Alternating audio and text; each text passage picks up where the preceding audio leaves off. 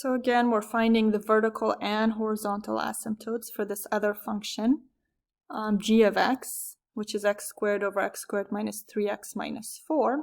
So again, for the VA, like we had concluded, we're just going to take the denominator and set it equal to 0.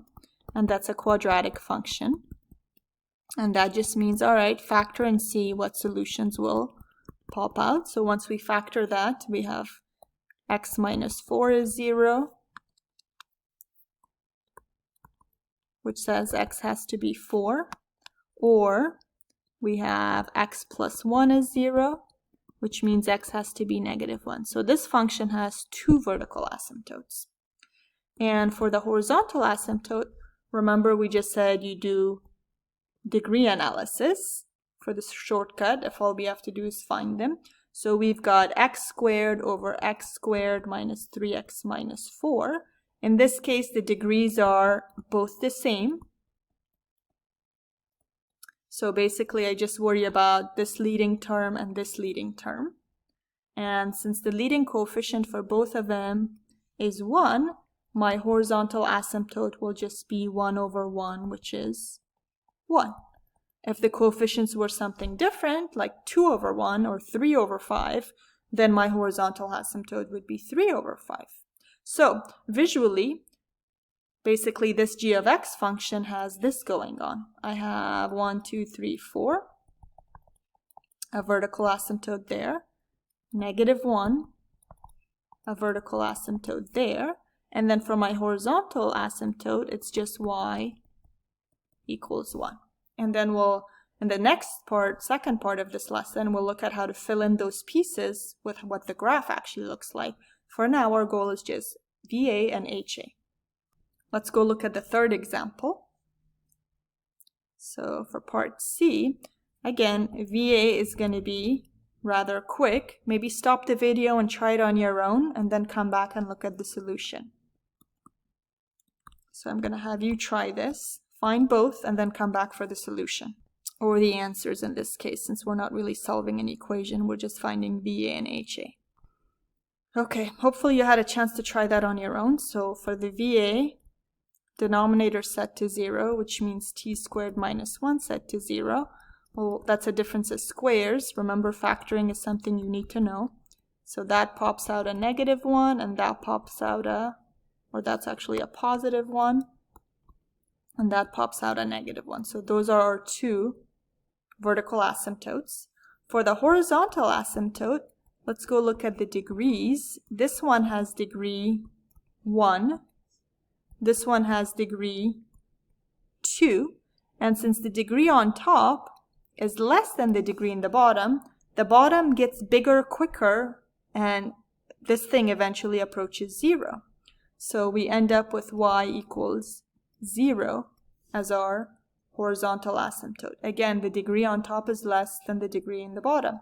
We're going to go summarize this horizontal asymptote business in the next section of the lesson. So for now, I have negative 1 and positive 1 for my vertical asymptotes, and y equals 0, the x-axis, for my horizontal asymptote. And again, that happened. Why is it 0? Because the degree on top is less than the degree in the bottom, or the denominator. Whenever that happens, the horizontal asymptote will be 0, because bottom, again, if you're putting some huge number in the bottom, it's going to become even huger when you square it compared to this 2t in the numerator. So you're dividing by bigger and bigger numbers, hence approaching 0.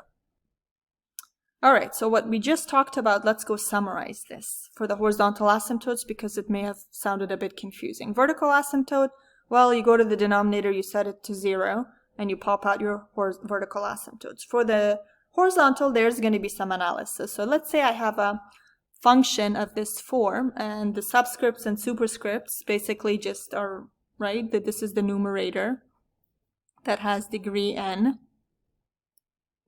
and this is the denominator that has degree m, because all I care about is the leading coefficient and the degree of the polynomial. And then I have plus ... because the lower level terms don't really matter. When x gets large, those guys sort of die out in comparison to the leading term. So the degree on top is n, the degree in the bottom is m. Kind of like in the previous example, we had the degree on top 1 and the degree in the bottom 2. And m and n, a comparison of those will automatically give you what ends up happening to your horizontal asymptote. So n, again, is the degree of the numerator, and m is the degree of the denominator. So here are the things that'll happen. If n is less than m, then the horizontal asymptote is automatically y equals 0. Again, because the numerator is less, the denominator is more, the denominator wins, and the thing dies out and goes to 0.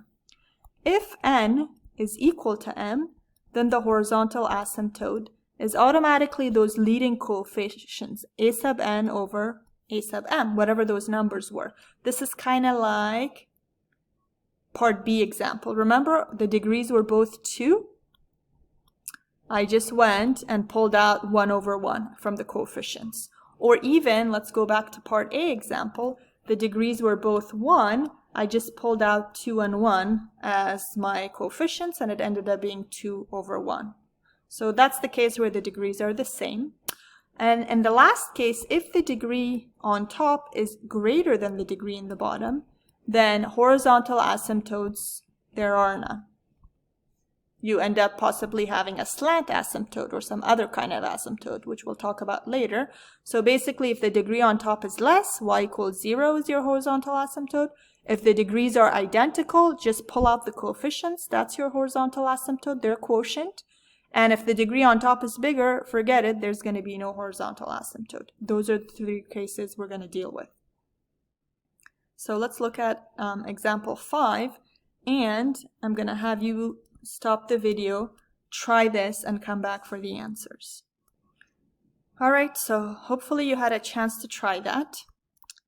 For the VA, because they only want vertical and horizontal asymptotes, so for the VA we said we would set the denominator equal to 0. And in this case, if you set that equal to 0, you weren't able to factor that, right? Let's say I try to solve that. I get a squared quantity equals a number, and if I try to square root both sides, I get no real solutions. That means we have none. If I can't pop out any answers and factor it easily, or even use the quadratic formula, and if I don't get any real solutions, that's it. This graph does not have a vertical asymptote. For horizontal asymptotes, we said you compare the degree on top with the degree on the bottom. So the degree on top for this guy is 3. The degree in the bottom is 2. And notice that falls under category 3. Since 3 is bigger than 2, this guy also has no horizontal asymptotes. So this graph, whatever it looks like, which we can look at in the future, it won't have any horizontal or vertical asymptotes. Alright, so hopefully by now you feel a little bit better about vertical and horizontal asymptotes. And notice if you, like the TI problem we looked at before, the 1 over x, your TI doesn't literally show the vertical and horizontal asymptotes, but you can find them by just looking at the functions equation. We will in the future go look at these on the TI, of course, too, because we want to be able to know how to do them by hand and how some features that the TI offers. For now, our main goal was vertical and horizontal asymptotes. We also know from before that intercepts may shed some light into what the graph looks like. Like when we did parabolas and lines, we would look at x-intercepts and y-intercepts. So we're going to use that to our advantage and be able to quickly also tell some x and y-intercepts about these graphs. So recall, to find an x-intercept, we make the y value 0. And to find the y-intercept, we make the x value 0. In other words, if I'm finding a horizontal asymptote, I make the output equal to 0. And if I'm finding a vertical asymptote, I make the input equal to 0. I'm just using x and y for simplicity. So find the x and y intercept of the rational functions given. Let's go through these quickly. So for the x-intercept, we know what to do from before. We're going to make y equals 0. If I do that, I have basically f of x gets replaced with 0, and I have 2x over x minus 3. If I multiply both sides by x minus 3, I get 2x equals 0 times that is 0, divide by 2, and x-intercept is 0. For the y-intercept, I make x 0, so that's just going to be y equals 2 times 0 over 0 minus 3, which is 0 over negative 3, which is 0 also. So I found the x-intercept, that gives me the ordered pair 0, 0. I found the y-intercept, that also gives me the same ordered pair 0, 0. So for part A, both x and y-intercepts are just 0, 0. Let's go to part B, and for the x-intercept, we're going to make y equals 0, so I have 0 for my g of x equals x squared over x squared minus 3x minus 4. I could factor that out, but like we did in the previous example, but since I'm going to multiply both sides by that and it's going to wipe out, I might as well leave it as is. So this just says x has to be 0 for my x-intercept. And again, this ends up being the same, it looks like. For the y-intercept, we make x 0. So if I go back to my function, y is equal to 0 squared over 0 squared minus 3 times 0 minus 4, 0 over negative 4, which is 0. So I'm following the same examples that we did before when we found the horizontal and vertical asymptotes for them. So the y-intercept is the same for this guy also. Part C, again a function we looked at before. For the x-intercept, or in this case the t-intercept, let's call it, that's the input, we're going to make the y or the output 0. And if I do that, notice I end up multiplying both sides by the denominator to get rid of it, and I have 2t minus 3 equals 0, which gives me 2t equals 3, so the x-intercept is 3/2 in this one. So this graph goes through 3/2, 0 for the x-intercept. And let's go look at the y-intercept. So for the y-intercept, we're going to make the input 0. And I have 0 squared minus 1. These guys are gone, so y equals 3 is my y-intercept. So for this graph, I got 0, 3 for my y-intercept, and 3/2, 0 for my x-intercept. So this wasn't new, just finding x and y-intercepts we know from before. Just a note on intercepts quickly. For a function that's a poly over poly, so a rational function, we'll make a note and say for the x-intercept, you end up just setting the numerator equal to 0 and you're good to go. And for the y-intercept, you make the input or x equal to 0. Because if you notice in the previous examples, just setting the numerator equal to 0 automatically gives you the x-intercepts because you multiply both sides by the denominator and they die out anyway. So setting numerator equal to 0 gives you x-intercepts quickly. And remember from the previous steps above, denominator equal to 0 would give you the vertical asymptotes quickly. And y-intercepts, you just input the x equal to 0 and you're good to go. So let me have you guys try example 7. You're just going to find x and y intercepts. So try them. Find both intercepts and then come back for the answers. Pause the video.